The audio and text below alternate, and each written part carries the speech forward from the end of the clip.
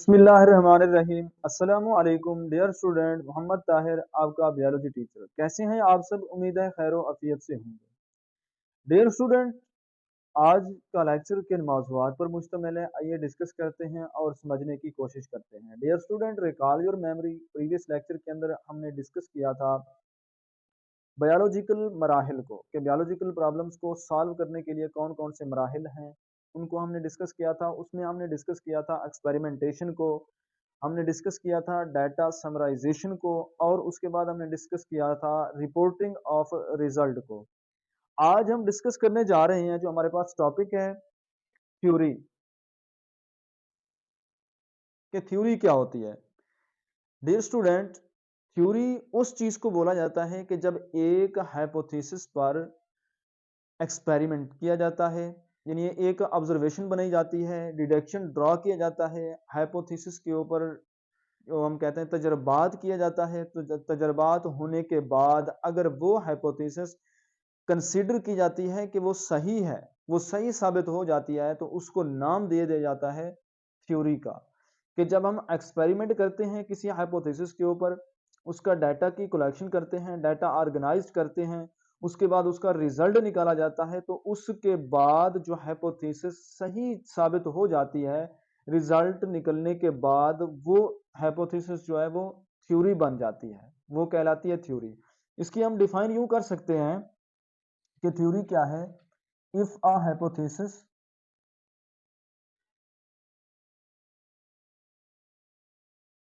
a hypothesis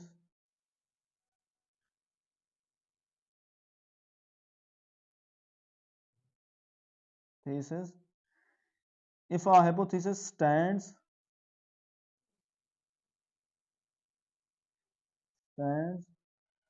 test of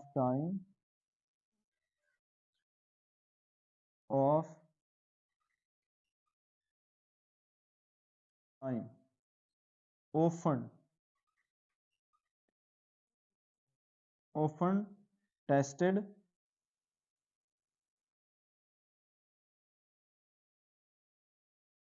tested and never rejected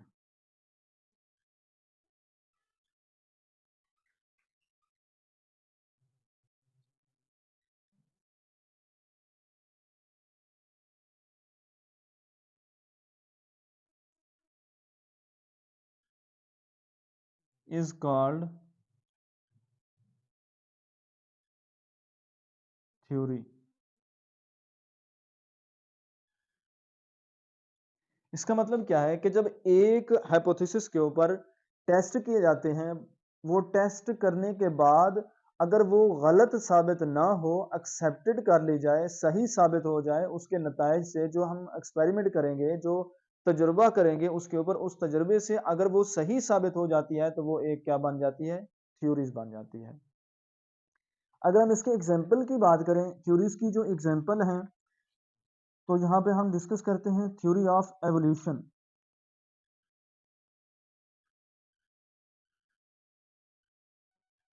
theory of evolution,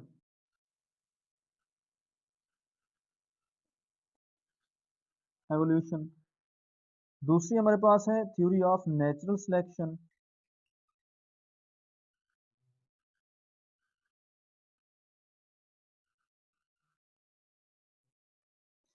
या theory of special creation,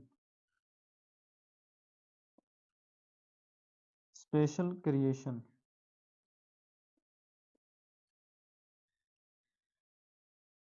ये दो example है हमारे पास theories की, थ्योरी ऑफ स्पेशल क्रिएशन और theory of evolution.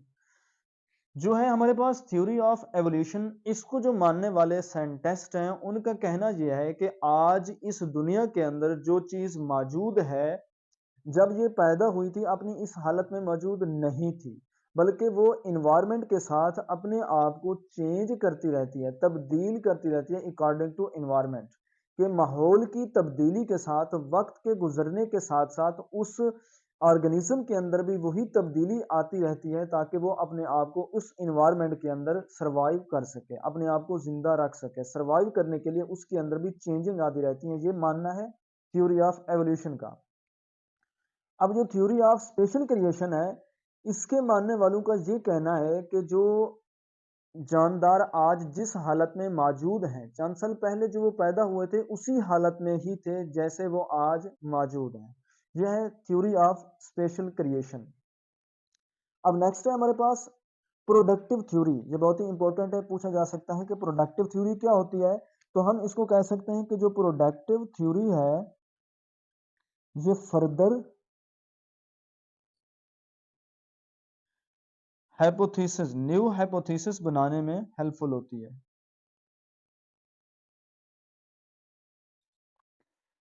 If a theory that suggested new hypothesis and testing so goes on, कि ऐसी theory जो नए हाइपोथेसिस बनाने में हेल्पफुल होती है और उसके ऊपर कंटिन्यूसली टेस्टिंग होती रहती है, कि उसके ऊपर तजर्बात मुसलसल जारी रहते हैं, that suggested new hypothesis and so testing goes on, जिसके ऊपर टेस्टिंग जो है वो जारी रहती है, टेस्ट होते रहते हैं। मेरे स्टूडेंट, इसके बाद अब हम चलते हैं नेक्स्ट लॉ की तरफ। जो हमारे पास नेक्स्ट है लॉ, इसकी डेफिनेशन को समझने से पहले हमें इस बात का पता होना चाहिए कि लॉ जो है वो बनता कैसे है। कि एक हाइपोथेसिस जो थ्योरीज बनती है, अब उस थ्योरीज को बहुत से साइंटिस्ट जो हैं चैलेंज के तौर पर लेते हैं। अब चैलेंज के तौर पर लेने का मकसद ये है कि उस थ्योरी के ऊपर बार बार टेस्ट किए जाएं, दोबारा यानी उसके ऊपर बार बार टेस्ट से गुजारा जाए उसको, ताकि उससे नई मॉडिफाइड थ्योरी यानी हम प्रोड्यूस करवा सकें, या उससे बेहतर जो है हाइपोथेसिस नए मौज़ूआत पर तस्दीक की जाती है, तजर्बात किए जाते हैं, नए हाइपोथेसिस बनाए जाते हैं उस थ्योरी को मॉडिफाइड करने के लिए या रिजेक्ट करने के लिए। अगर इस चैलेंजेस के वक्त के दौरान वो थ्योरी जो झुटलाई नहीं जा सकती, गलत साबित नहीं की जा सकती, बार बार टेस्ट होने के बावजूद जो एक्सपेरिमेंट है, जो रिजल्ट है उसको सपोर्ट करता है, उसकी हेल्प करता है, अगर वो गलत साबित नहीं होती तो वो एक लॉ बन जाता है, वही थ्योरी जिसके ऊपर बार बार टेस्ट किए जाते हैं ताकि उस नए मौजूआत पर और नई हाइपोथेसिस बनाई जाती हैं उस थ्योरी को मॉडिफाइड करने के लिए, रिजेक्ट करने के लिए, कि इससे बेहतर थ्योरी जो है वो पेश की जाए। अगर वो ऐसी थ्योरी वक्त के गुजरने के साथ साथ, टेस्ट होने के साथ साथ, अगर वो लंबे अरसे तक झुटलाई नहीं जा सकती, साबित कदम रहती है कि वो सही साबित होती है, तो वो बन जाता है लॉ। तो इसकी हम डिफाइन कुछ यूं कर सकते हैं, if a theory survives a doubtful, कि चैलेंज के तौर पर लेते हैं approach and continues to be supported by great deal of experiment evidence, कि ऐसी थ्योरी जिसके ऊपर बार बार टेस्ट किए जाएं, उसको बार बार टेस्ट से गुजारा जाए, एक्सपेरिमेंट किए जाएं, लेकिन वो झुटलाई नहीं जा सके, नहीं जा सकती, यानी उसके ऊपर जो एक्सपेरिमेंट के एविडेंस हैं, जो सबूत हैं, उसकी सपोर्ट कर रहे हैं, तो वो थ्योरी जो है वो लॉ में कन्वर्ट हो जाती है, वो थ्योरी लॉ बन जाता है। अगर हम इसकी एग्जांपल्स की बात करें, लॉ के एग्जांपल हम इनको डिस्कस करते हैं। एग्जांपल कौन सी है लॉ की? तो एक है हमारे पास मेंडल का लॉ, मेंडल्स लॉ, और दूसरा है हमारे पास हर्डे वीनबर्ग।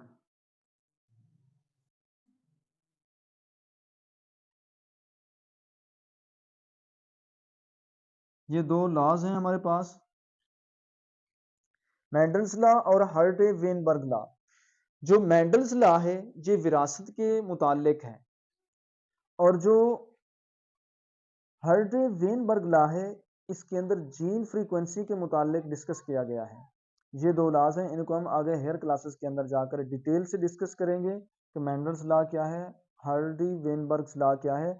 जो मेंडल्स लॉ है ये विरासत के कवानीन के मुताबिक है, ये मुतालिक है, और जो हर्डे वेनबर्ग लॉ है इसके अंदर जीन फ्रीक्वेंसी की बात की गई है, जीन फ्रीक्वेंसी को डिस्कस किया गया है।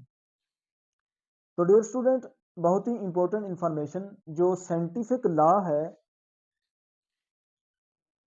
Scientific law is a constant या यूनिफॉर्म फैक्ट ऑफ नेचर, जो लॉज बनाया जाता है साइंटिफिक लॉ, ये यूनिफॉर्म होता है फैक्ट ऑफ नेचर या कांस्टेंट या यूनिफॉर्म होता है फैक्ट ऑफ नेचर के ऊपर, कि वक्त गुजरने के साथ साथ कि जो हमने आज थ्योरीज बनाई है वो लॉ बन गया है, उससे वो गलत साबित नहीं हो सकती। हो सकता है आने वाले वक्त में हम कोई लेटेस्ट टेक्नोलॉजी को यूज करके इससे बेहतर थ्योरीज बनाई जाएं, उसमें मॉडिफिकेशन की जाए, तो यानी ये गलत भी साबित हो सकता है आने वाले दौर में लेटेस्ट टेक्नोलॉजी को यूज करते हुए, इस्तेमाल करते हुए।